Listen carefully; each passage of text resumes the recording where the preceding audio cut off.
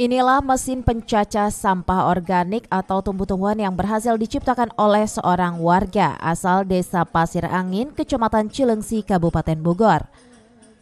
Mesin pencacah sampah ini beberapa waktu lalu dipamerkan saat berlangsungnya penilaian kampung ramah lingkungan oleh tim Dinas Lingkungan Hidup di RW 05 Desa Pasir Angin, Kecamatan Cilengsi, Kabupaten Bogor.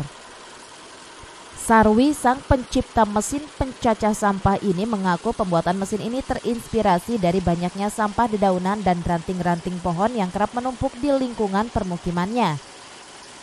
Dari situlah kemudian dirinya terinspirasi untuk menciptakan sebuah mesin pencacah sampah yang bisa meleburkan sampah-sampah organik yang nantinya bisa dijadikan pupuk kompos.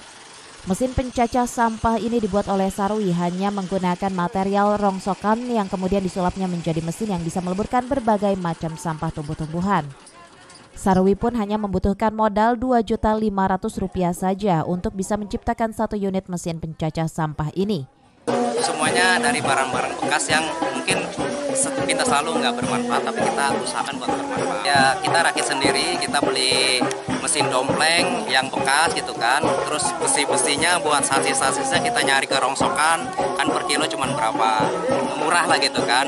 Terus untuk pisaunya kita datang ke bengkel-bengkel motor, bahkan kita bisa gratis gitu kan buat rem cakramnya itu kan, piringan rem cakram buat pisaunya gitu kan.